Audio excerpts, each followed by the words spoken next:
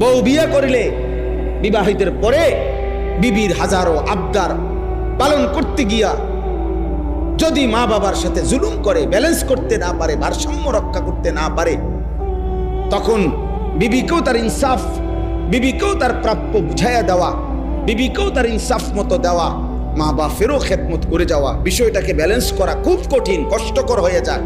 কিন্তু এটা তো কষ্টকর আল্লাহও জানে, রসুলও জানে।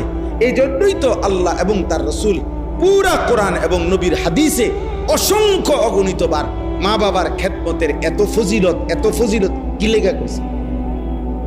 বিষয়টা যদি 10টি আর মুড়ি আর 2 আন বন খামানি হইতো, তো মায়ের কদমের নিচে ব্যস্ত দিয়ে লাইছে এই বুঝে বন 2 আনের লেগা। বুঝেন না আপনি কথাটা? বিষয়টা যে কঠিন, এটা তো একটু কি কঠিন।